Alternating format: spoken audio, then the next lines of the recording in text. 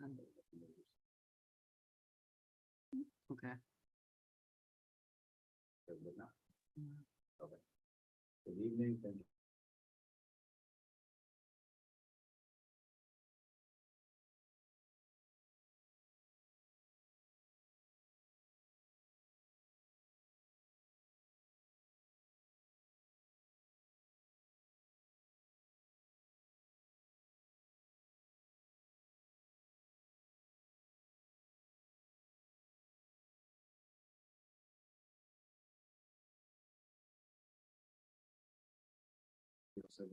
I'll hold it. Back. It sounds like we're good. We're good. All right. Let me show my screen here. All right. Let's start off with calling the meeting to order, 5:36 p.m. in attendance. Let me make sure I got everyone. Yep, okay, perfect. The first meeting agenda item, election of committee chair. Are there any nominations? I nominate Ashley Pineda as the committee chair. Second. Anyone else? All right, we'll take that as unanimous. Thank you. Aye. Okay. Adoption of previous meeting minutes. Okay, we're gonna do a quick overview of that. It was a long meeting. Here. Okay, you can see it. Okay. So our last Safety and Technology Committee meeting was on June 22nd, 2022, 6:04 p.m. In attendance, our former CIO, myself, Trustee Don, Trustee Warner, Dr. Macaluso was available as well. Ms. Raymond was not available that day. We did adoption of previous meeting minutes. We did an update quickly on the district-wide safety plan update, the timeline that was going on at the time. Also, we were given a brief overview of the instructional technology plan for the next few years and a few addendums that were made to it. There was also a data privacy officer report that was shared with us in presentation for the BOE. We had a status of technology report given by the CIO, covered a few different topics, including an update on the data breach, the Southern Westchester BOCES fiber project that was going on at that time, and the tech support progress. We also had an overview update on the status of Chromebook devices. Some of that, a lot of this will be touched on again tonight as updates. We also checked in if any devices were needed at the time. All the students had one. We were confirmed that we did. All students had one at that point in time. We had an additional order of 50 devices that had finally come in. We had been waiting for a long time, but supply chain issues had taken some additional time, but that was all squared away. We talked about the parent-teacher Zoom conference standardization, as well as some updates we were getting on the webpage. Further conversations will happen this evening on that. Continuing, the food service menus were being updated every month at the beginning of the month, and we just confirmed at that point during that meeting who was responsible for that, and they were going to keep looking into that. Instructional technology plan, we talked about that, as well as webmaster consultant. We had hired a consultant, Dr. Macaluso had given us an update at that point in time on the work that was going on there. Then we had several safety open session items. We had an update on the high school vestibule, the progress at that point, employee onboarding and trainings that were occurring. And then we went into new business. Dr. Macaluso was going to follow up on getting some updated contact information updated as well. And then we went into closed session items. The closed session items I'm not going to cover here, but we did do that. And then the meeting adjourned. Is there a motion to adopt the previous meeting minutes? Second. All those in favor? Aye. Aye. All right, thank you. We'll adopt those and we'll move on to today's agenda. All right, committee charges. So we need to request that from the superintendent. We don't have any layout specifically as of now. So I'll reach out to Dr. Iverson. I'll get her to give us some committee charges. For now, we're going to operate with the same committee charges that were from last year until she gives us revised charges. Agenda item number 4, safety. Okay, so on the safety topic, there's an emergency management system conversation that's ongoing and through solutions that are being presented. Dr. Lee, Mr. Lee, I will turn the table to you. Thank you. consistent with the last Board of Education public session and my presentation, the district is engaged in reviewing multiple vendors for providing this emergency management system platform to the district. I would like to just add at this point, in light of new information with our current audit around safety and security protocols, I'm wondering if this conversation is best suited for after we get the results of that audit back. Okay. Is my recommendation that at this point we table this until we hear from the auditor. Okay. And we can be in alignment with whatever those recommendations are. Okay. Makes sense to me. Does anybody oppose that? No? Okay, so that's what we'll do. Just curious, the three that you have listed here on the agenda, I know we've provided with details on one of them at least. Have we been given details on the other three? Or are we going to hear about that later when we have the next meeting? So. If there's anything we can review beforehand, because it's already going. So the long and short of it is, the crisis go, Mr. Least did provide us a review in one of the packets in his analysis of the product. He also mentioned, I think Rapid Responder was the other one that you had covered as That was well. one, and then Raptor, which is part of our current access management system now. Okay. And that was all part of the board presentation packet that was prepared to present. That's right. So it's included in there. You do have a breakdown of all three. Okay, right. Yeah, so you can always go back and reference that as a refresher, and then to Mr. Lee's point, after this audit happens, maybe we'll go back and see what's new, how it fits. Okay, so moving along onto the item of security. There are two items here called for. The first one is Superintendent Conference States Affecting Development. Ms. Raymond, I'll turn to you. Sure, thank you.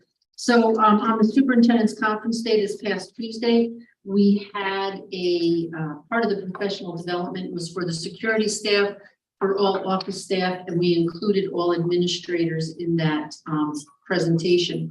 We had a representative from CLPS, which is a security firm that we use through Southern Westchester BOCES. And they did a overview again and a refresher on lockdowns, lockouts, stay put, hold in place, and evacuations such as bomb threats. It was very thorough. He again reviewed all of those, and then he concluded his presentation with videos of past incidents that have happened in other school districts. And then he went over them in detail, some of them, to explain how the intruder got in, and then what security did, what did the staff do, what did they do right, what did they do wrong, and then used those experiences to tie in with what he told us about lockdowns, lockouts, and how we should prepare or you know, what I guess, like, for example, one of them was one of the recent shooting incidents, and how time was wasted, what you should do first, and went right through the lockdown procedure with everybody that that we felt would be first, could be first on scene, so that if a call came in or whatever, it probably would go to a secretary or would go to one of the security people at one of the booths. I'm sorry to interrupt, but let's just clarify, that's a scenario from a different school district. Yeah. Okay. Oh, right. It was, Right, no, it was just a past. clarifying. Yeah, no, it was a past. It was a past. That's incident. specific information. Past incident from a different school district in a different state. He was just using that as a reference point, okay? And what they did was they simulated on a floor plan, and they used people as dots. All right, so like the students were one color, the staff was another color, the intruder was another color, and they showed the progression and how people reacted, and what they did right, what they did wrong, and it was almost like a tabletop that we did. So that was that went. I think that went very well. So that's what we did. That's very He's willing to come back. We have no future professional development days, but we could pull the staff for like a half a day, like down in a room like this, and he would do another tabletop or do even more extensive training. All right, thank you for that update. I know, as a tangent off of that, the board did request that the administration look into an audit as well as next steps. So that's still all in the works. So that'll be coming in the future. Very so near that's future. Very near future. So I'll just put that down that the requested audit. Planning progress. We'll see how that ends up. Yes. turning out. Exactly. But yeah, that's all great. I'm sure that our community and everyone in general would greatly appreciate that, right? Yes. It's never a bad thing to go over And I these don't think things and- there's ever too much training. Exactly, especially around that area. Thank you. All right, the next agenda item is radios. Okay, so all of our security staff have radios, and our the majority of the administrators, the principals, the assistant principals. I'm not sure if directors have radios. No. So in speaking with the safety and security officers from each building, we would like to upgrade the radios that we currently have because they are aging out. They are breaking. And we would like to go with a newer modern model that would be more efficient for them. And we would get extra radios so that the directors could have one, central administration could have one, just for those cases in case there is an emergency. And let's just say Dr. Macaluso and I are the two administrators that are in the building, we would be able to hear what's going on and we would be alerted of it. Those would also come with headpieces so that like some of our SSOs have now, but they would also, we're looking into getting stronger radios, not so much from what I understand, a repeater, because I think we'd have to have an FAA or FDA, one of those licenses, if we have one of those repeaters, FCC. But it would be stronger than the radios are now. Okay. So that, possibly we could talk between buildings, things like that. So we are, I have, one of the SSOs looking into that, and we are trying to see if we can go put that through BOCES so that we could get BOCES data on that through our safe schools COSER.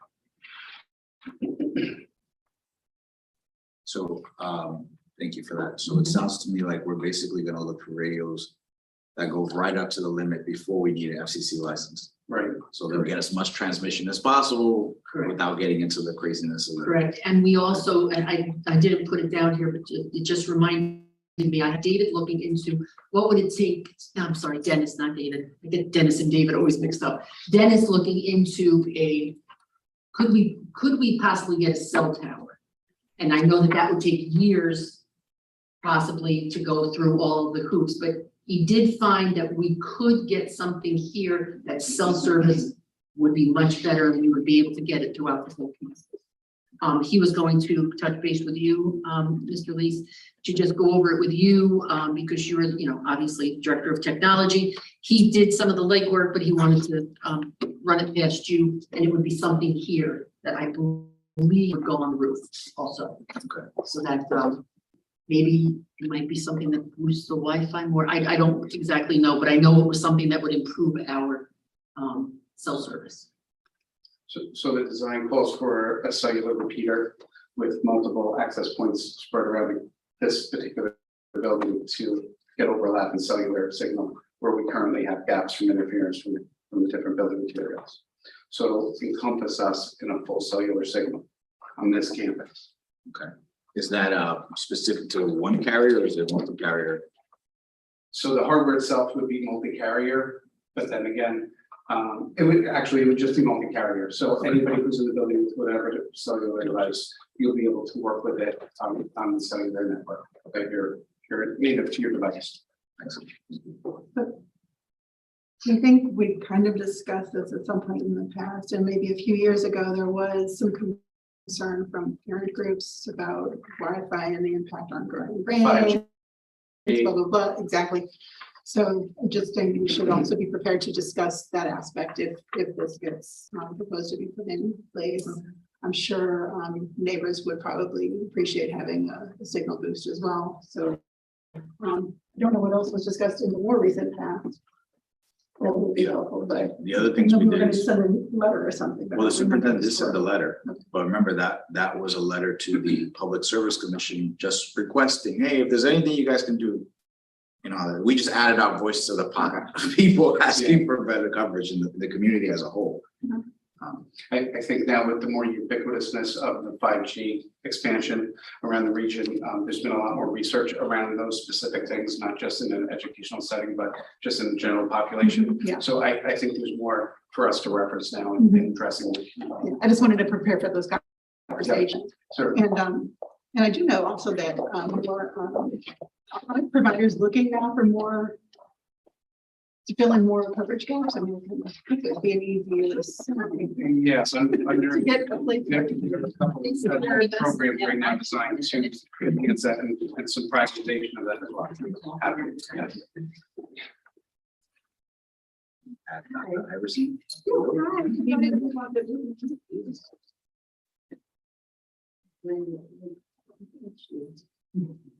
Also the radios, would that be under this year's budget or is that budget planning? for next year?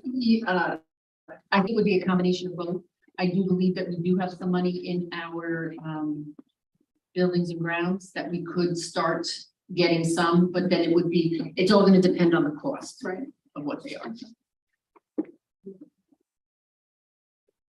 Yeah, it's funny, it's actually, it's good we're looking into that because tendencies these days is for us to over focus on Wi-Fi based devices, right?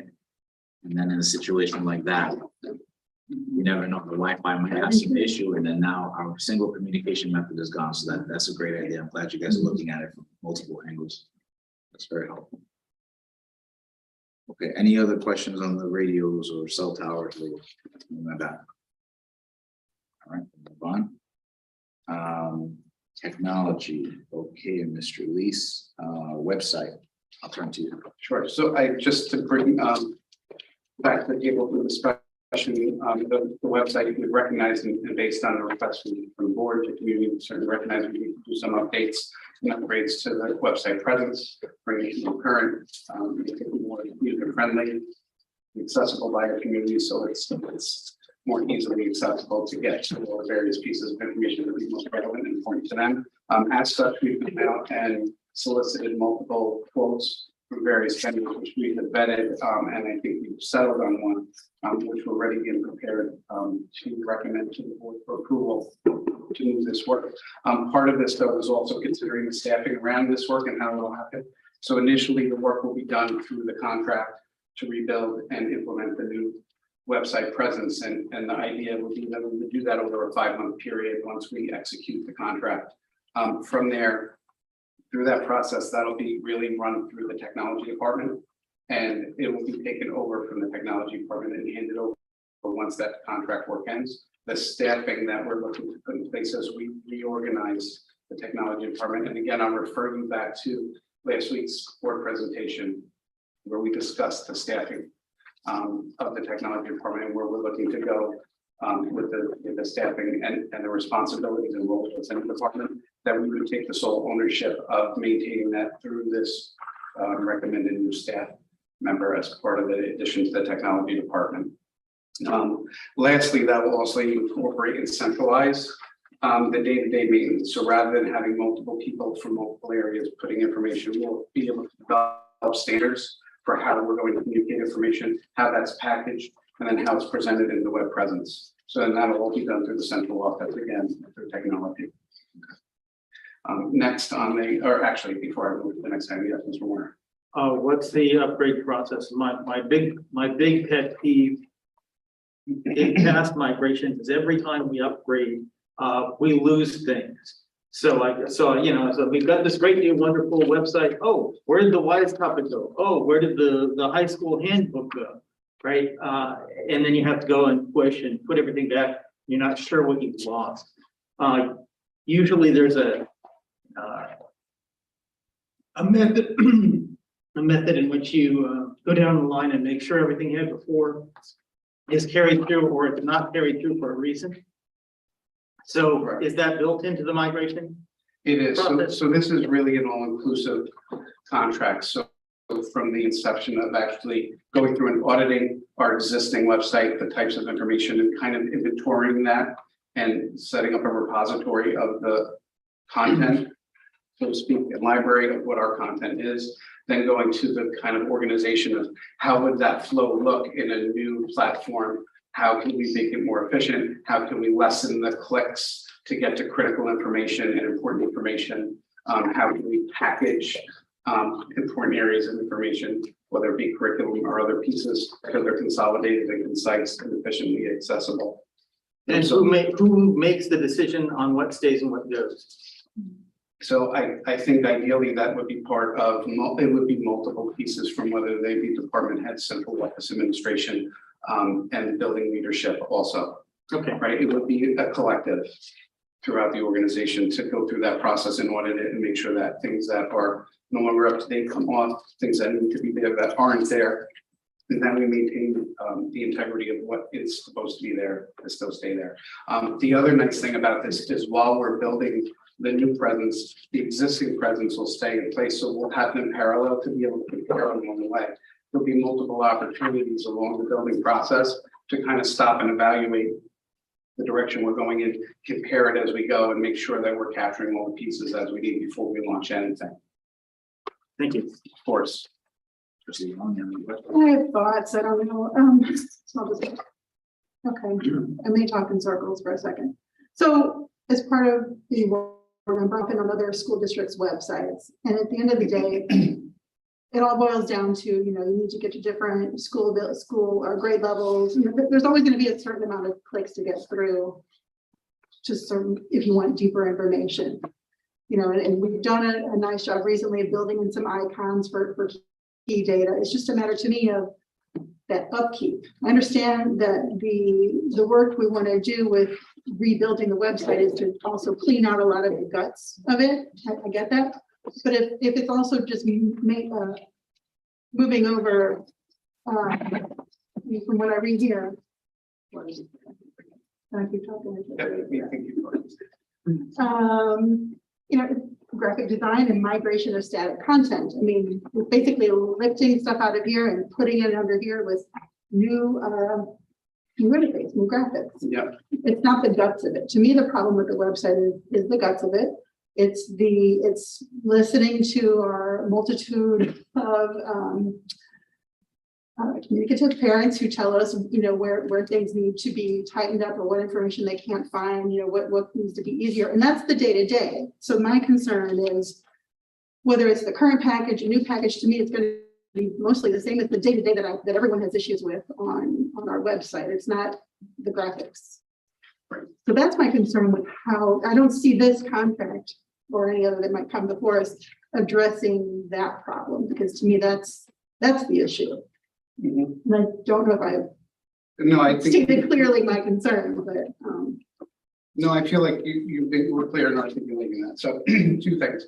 Mhm. First, I just want to focus back on the contract part of the work. Mhm. So it's not just about really only updating the graphics, but being able to embrace a more secure technology, a technology that's more in line with today's communication tools and features, social media, and other outlets and mechanisms for communicating with people and doing it in the mobile platforms. I would argue that most of our interacting with information and a web presence more oftentimes is probably not on a device, but on a mobile piece of equipment. So it's much more than just kind of prettying up the website. And you do make a good point that it is going through all of the content and making sure that it is all up to date and doing that cleansing. It's certainly something that we need to do. But I don't think as part of the contract, the scope of that is that maintenance I speak to. That's going to be the capacity building that we need to put into the technology department. that goes back to what you were saying. To what I was saying. So we're going to own that. And as part of owning that, that's where we're looking in the reorganization to add that staff person. And that's going to be one of their primary responsibilities. Like I said, in terms of consolidating and centralizing all of that work. So there's one person or one area where all of this information from all of our constituents, as you put it, come to, so we can consistently then translate that into this web content area. Okay. So I don't know if that discussion is for now or for later to understand a little bit more about how that will work. So I'll In just. terms of the staff. Yeah. I don't know how to ask this exactly. Is there version control on a website? Is there, I'm sorry? Version control on a website. Can you go back and say, okay, the main tech guy was out for 3 days with the flu and somebody came in and said, oh, we need to update this right now. You update it, you make a mess. And then the new guy comes back and goes, my God, what happened? Is there a way of going and looking and saying, okay, can I revert this website back to the way it was 3 days ago? That's a good question. So the answer is yes. With this content management system, not only do you a full set of auditing features for taking, timestamps of changes and versions. But it's also secure and backed up constantly, so nightly, weekly, monthly, etc. So if something does happen, we can always revert back. In a lot of ways, being in this cloud content paradigm now, a lot of it is like similar to the versioning. We can go back to a previous version of something and then reinstitute it if we needed to. Good. Yes. Okay, so I have a few questions myself. The first one is, to the earlier point, besides it being a lift and shift essentially, right? Are we involving any stakeholder input in terms of feedback from the community as you redesign this? Because what I don't want you guys to do is go off and do all this hard work and all of this, and then we come back and we're like, okay, here's the final product, and we still find the flow isn't as good, or we've missed opportunities where we've gotten feedback in the past. I don't like folks reworking things over and over again. No one does. So are we considering that, and where's that falling into place? Yeah, no, I appreciate that do it once, do it right mentality. I agree with that very much. So certainly we have our internal constituents, like I mentioned before. So we're building admin, our district level admin, our directors, and area coordinators who are responsible for the content for those areas, most and foremost. But Dr. Iverson and I have also had meetings with the PTSA president in terms of creating connections with communicating how can we better serve you. We did bring up the fact that this is going to be part of it. I think that we need to have that feedback from the community. The board has certainly been vocal and helpful in expressing needs that they've been getting from the community. So that has all been part of this decision process. And I think as we go through the evolution of development, that we would have kind of an oversight committee that we can put in place that can be made up of all these constituents as we review, to just poke holes in it and just to look to make sure it fits and looks the needs that we need to develop. And I suggest that to broaden that beyond the one person to be given that we use this. I think it's where I was about to go. For communication. CECC. Community engagement and And communication. communications committee, That all fall, and I think last year there was a subcommittee that was supposed to be formed. I mean, every year we talk about that committee wants to work to redesign the website. I think that's Can you speak more to that? So what would so the there's role? a CEC monthly meeting, and I think once we did this, we had one of our technology guys come in and bring with them some web topics to look at. And we paged through it and took suggestions. I would, if I want to get creative, I might say, here are some tasks you might expect of the website, and then divvy them up, right? And say, here's a machine, here's the new proposed website, see if you can find this information. See if you can fill out this form, right? Give them little tasks, and if they run into problems, then their feedback can be, hey, that was really hard, or that was really smooth, or I had to click 14 times to get to the topic, but I got it done. Well, let's reduce the number of clicks, et cetera, et cetera, et cetera. So you're suggesting that the CECC can serve as a quality control unit? to Look at this bigger work? test group. No, it just work. But just even feedback, Yeah, because a lot of the folks on that committee have been there for years, and they have a lot of the information that has been talked about for years. Really but tired of never it. implemented. So you might get a nice quick Yeah. short list just from that alone of key points to hit. And then as you guys go, as you said, that website implementation committee, you guys need further information, you could bounce it off of that committee. I like having that as an option. I mean, common things that, every year, it's, which we've addressed a lot of those, how do I easily find the menu at my kid's school? It's from the user. standpoint. And Jamal Thomas is the chair of the CECC. So I think he's appreciating suggestions for main topics for meetings. This could be one. Very good. I will follow up with that. Thank you. Any other questions on technology and website before we move on? Well, for me, it still boils down to the daily support and maintenance, that's how that will look, but I don't know if that will fall into. I don't know where that falls in open or motion, so. We're not discussing names. Yeah, so if you're discussing positions, I think open. From an operational perspective, Yeah. because I think this really falls under the operational aspect of the district. There will be an internal process, so whereby every department or every building, once we put this physical infrastructure in place and then the staffing and infrastructure to support it in place, it needs to be followed a process in educating the staff. So they know that if there's a request, and we can do this by a number of mechanisms, right? If it's at the teacher level, or if it's at the parent level, or if there's a need to change or request something, that we could create some mechanism, whether it be a form or a digital formatted request mechanism that comes into a central location where it can be vetted.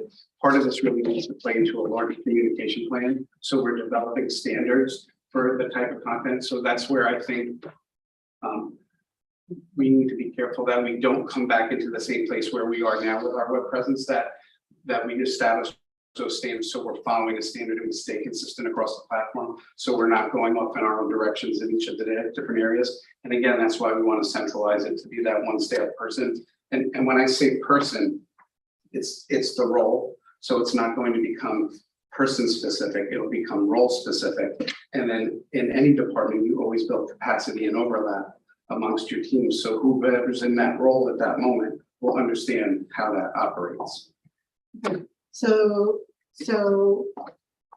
So I think we've talked a couple times in the past, or maybe I've misunderstood.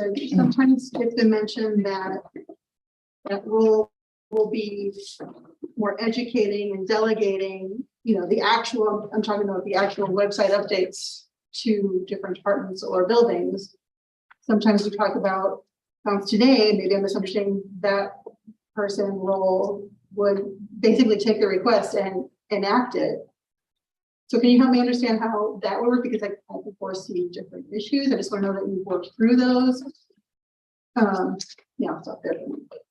Yep, and again, in planning the staffing and meeting the needs of all of the district, there aren't specialists within the technology department. We all have key skill areas, but there isn't one person dedicated to just this one thing. So let's say your department. Right. So this person, yeah, this role will be a pivotal point in this, but the big lift is really going to be done under this contract work.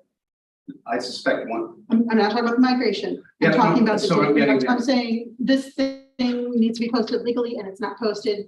Someone please post this. Yeah. Who does that done? Is it done by your department? Yeah, Or it is your is. department training people to do that at another level? So I think that can be a discussion as we evolve the work. Mhm.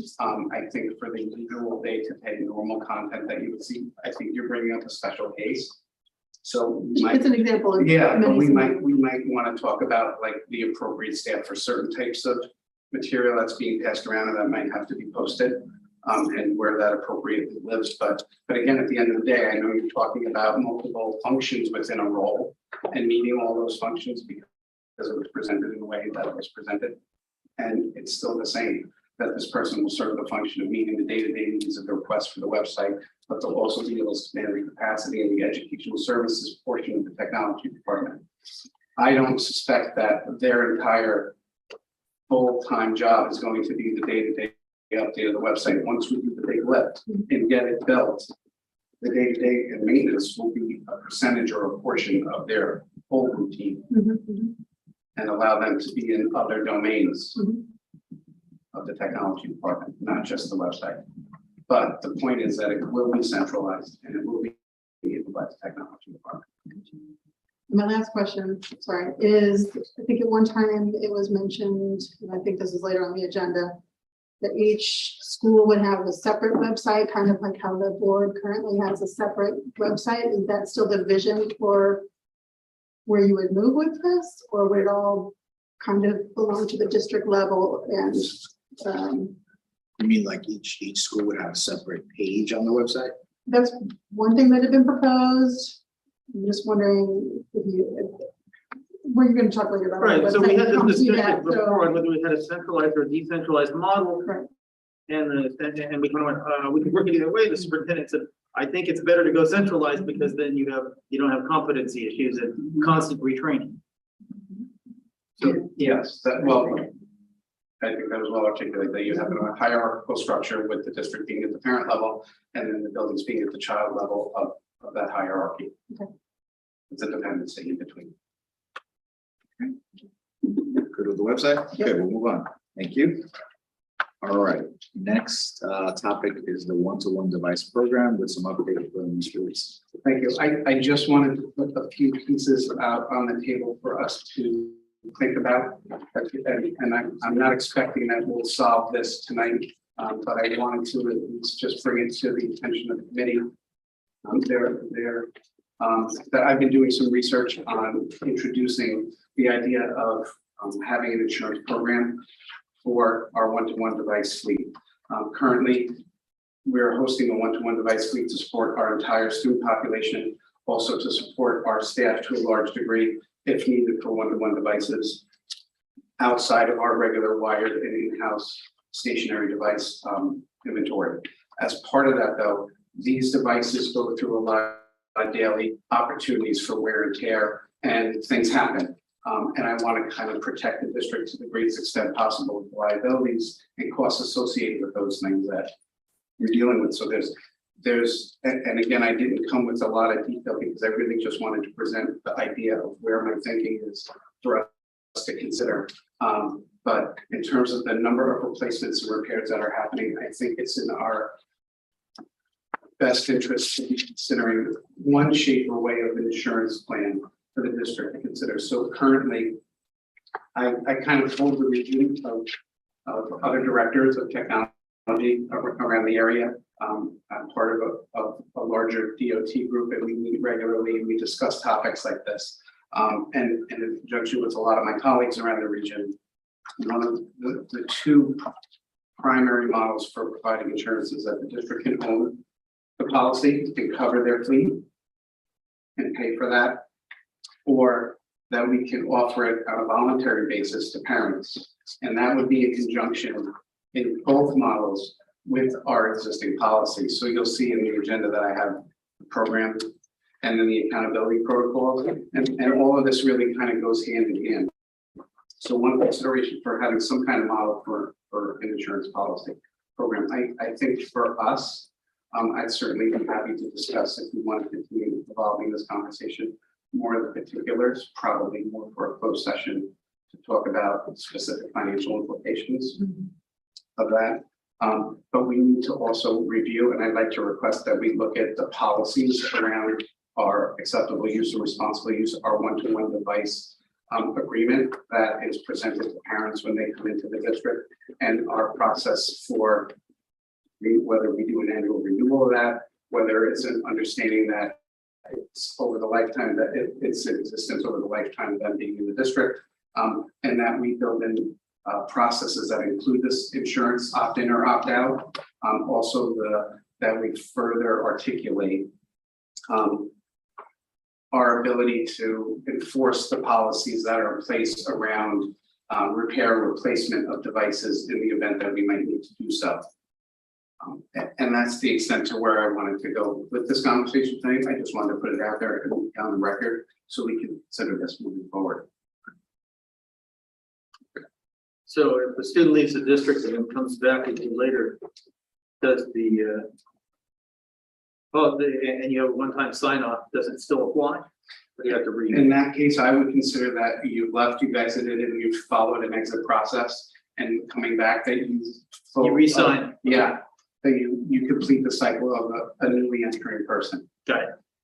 Yeah, and then we would renew that. I think just from a liability standpoint, it behooves us to do it in that way. Any questions on any of that? The operating system. The last bullet point here you have is fleet status. Did you want to give us an update on that? Yeah, currently, so we do have a fleet to support the one-to-one program. I think that a lot of that fleet was put in place prior to COVID or just on the onset of COVID, and we're coming to a place where a good portion of the fleet is near end of life. And that, coupled with the piece that I mentioned earlier with the number of repairs and replacements that are required, I think we need to really consider in this budget cycle an investment on how we're going to move forward in the model in which we continue on with the one-to-one device program. I'll be coming to future meetings with recommendations about how I think that should look. for consideration and discussion. But I just wanted to make you aware of the fact that as we go through this budget cycle, I'm going to be looking at prioritizing bringing our fleet up to date, putting it into a cyclical placement cycle. But this initial year may be a little heavier than subsequent years because we're going to need to play a little bit of catch up. Okay. And it's really more of a heads up for you as we're doing our planning and thinking and why that might be the case. We had that going prior to COVID, where a certain percentage of the machines would get replaced each week, right? 30% or something. It's like a 3-year replacement cycle, right? And then COVID happened and everything you would order, it would take 6 to 8 months to get here. Yeah. So I think we probably fell behind at that point, but reinstituting that is good. You want to do something a little more aggressive until we're caught up, okay? I'm not sure. What do you want to do after that? Is 3 years about right? I honestly think if we do this properly, I think we can even expand it to a 5-year replacement cycle, depending on different models, which again, I'd be happy to discuss in more detail at a more appropriate time. But I do think we can do a 5-year cycle. That's typical for most districts is 3 to 5 years. 3 is a little more aggressive. It really depends on the commitment you want to make in the budgetary allocations for that. So we can work within that framework. Sounds like next meeting we'll get more information, but just right now, what you said our fleet, what's our fleet size? Our fleet, well, it's to support our entire population. So roughly it's around 1,800 because that includes our student population and then additional devices for, staff, and then also replacement coverage and things like that. Chrome cards for large learning space work and design work and innovation space lab work. Okay. So, there's targeted spots. So, Thank you. Moving along, board website. So I did a little bit of research. Our district, our former district clerk was kind enough to send me an email with a little summary of what she had from regarding the board website and why we got it. So the summary essentially says that we were looking for a mail list serve type solution. And the former network administrator at the time researched what the town of Greenburgh had and found out, okay, they have Civic Plus, let's purchase it. And that was how the whole thing started. It turned into a Board of Education individual website with no mailing list server being used, but the functionality apparently is there. We just renewed the contract 2 meetings ago, maybe 3 meetings ago, because the contract was about to expire and we didn't feel as a board that we had sufficient time to evaluate it properly.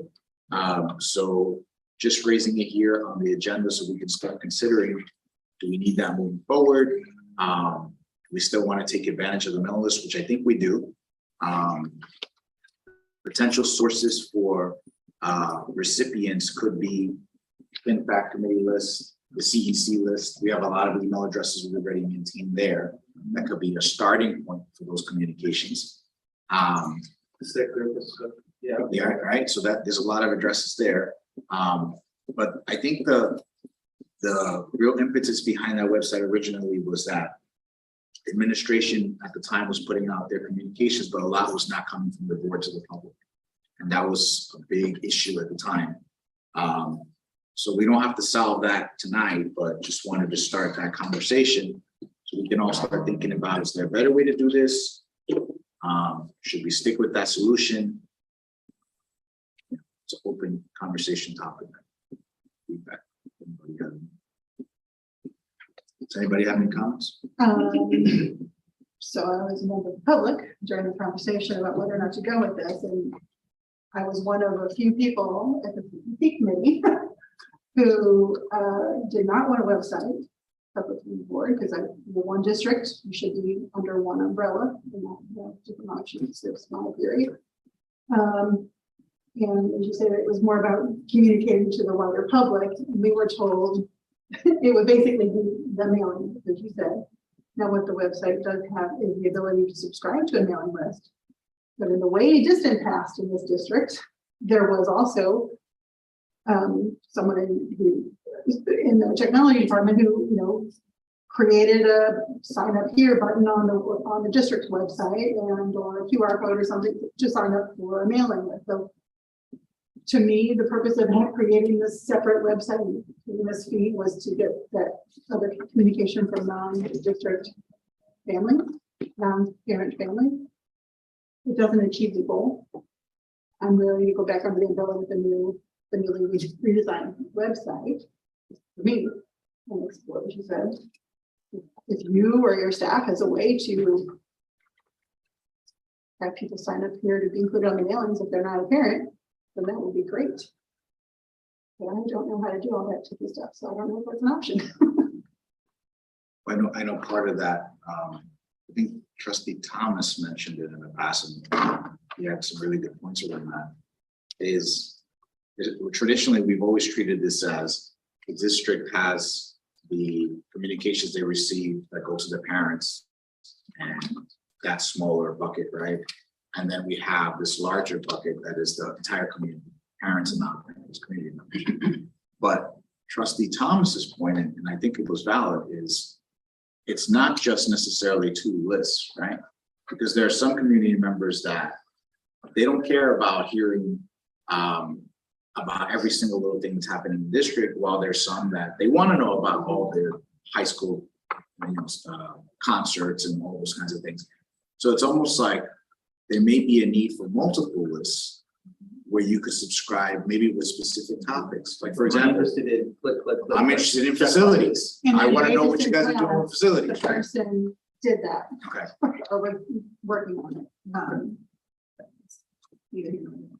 I have a question. I interrupted you. I apologize. No worries. Just one last thing. So as we're thinking this through,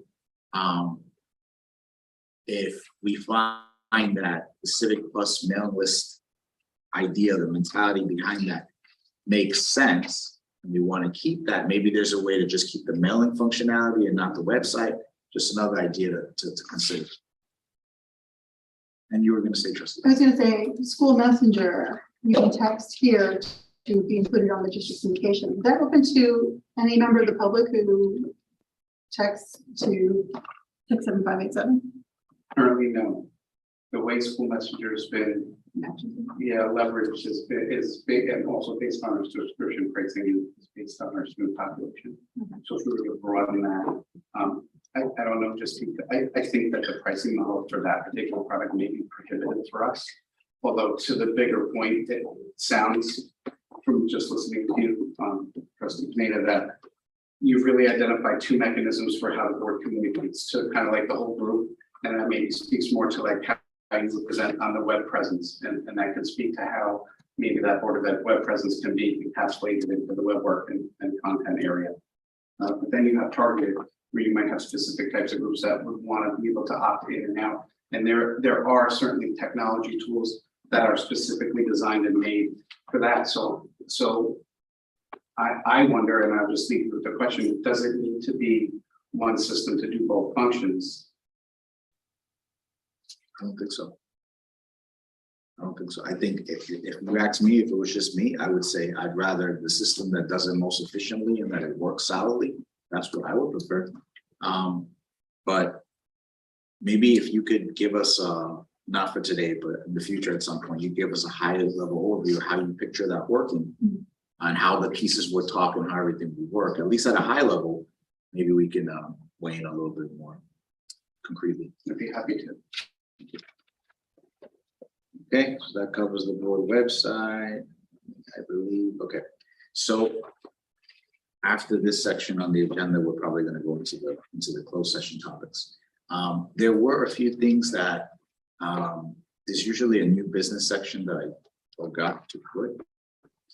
I have that now.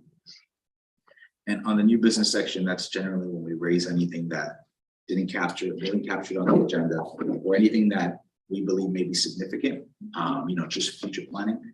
I remember seeing something about potential infrastructure upgrades we might need to make in the future.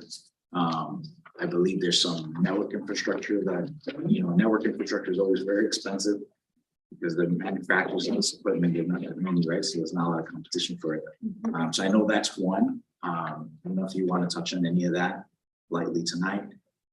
There's also questions about wireless access points, etc. And I think that might fall in this bucket.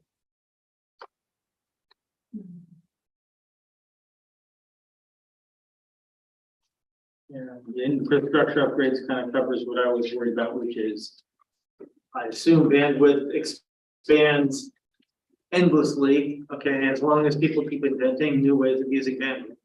So where you need to be today is not where you're gonna need to be next year, and so on, and so you have to plan ahead for that. So the question is, where are we in terms of, you know, our technology plan for upcoming years? And what are our bandwidth requirements going to be in the future, and how do we work towards that? How much does it cost?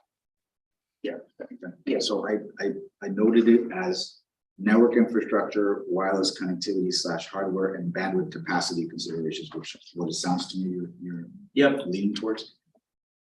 So Mr. Lees, I'm not expecting you to be prepared to cover any of those since this was kind of just thrown in there. Just FYI, that's something that it sounds to me like we're gonna want some more information in the future. Trustee Valen, did you have anything to add? I have one item to add.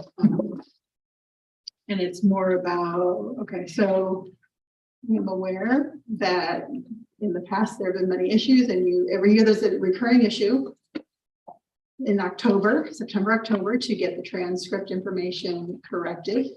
And I know you guys were working very hard to have that corrected, amended, updated for the current seniors, so they have that information ready for their early applications. Thank you very much. But I also know the cause of that problem is from what's underneath. I don't know how to describe this. I apologize, I'm not speaking your language, but what's underneath in the database. And I know I was under the understanding that you were correcting like how the courses are loaded in, so that when it's time to calculate things like grade, point average, and rank, and just to make sure that the course credits have been correctly summed up for what a student has earned. You know, I have a feeling you're working on all that so that in the future, this problem won't recur every single year. Don't need to give an update now, but I would like to hear more about that next time if possible. It sounds like it sounds like you're trying to work on the recurring problem and preventing this from being a yearly fiasco, for lack of a better word. So is it Fiasco, not of your creating, let me say that for the camera. is it accurate to capture it as student transcript process? Sure. That's a sure. Okay. So those are the ones that were new business. There is one more thing to raise that is actually open session. I just remember it's not technology specific. I did get a phone call from the chair of the Juniper Hill Civic Association. Provided some feedback on our conversation at the board level regarding the sidewalk extension that Metropolis is trying to proceed with, and their whole project and the road repaving and that whole conversation. And he said that he felt as if we didn't have all the information in our hands to make that decision. So he wanted to come tonight. I told him this isn't really the best forum for that because he's looking for us to potentially reconsider our position. The facilities. So I recommended he come to the November 15th board meeting. Okay. And I told him, you know, you'll have the entire board there. You can present during public comment, whatever you want to present. And we'll hear you out then. Because I didn't think it made sense for him to come and only have 3 of us here to hear him. And have to say it again and again until he got all 7 of us to hear his message. But he was very concerned. He was like, oh, you know, I don't think the board had all the facts in front of them when he made the decision. I said, okay, well, come to the meeting and you can present what he wants to present to us. So that's just a heads up for everyone. That is all for new business. Anything else on new business? No? Okay. So at this point, we're going to go into closed session to discuss safety related items. With that said, we're going to call the end of the public session at 6:31 p.m. Thank you everyone for watching. I move to go into closed session. Right. All those in favor?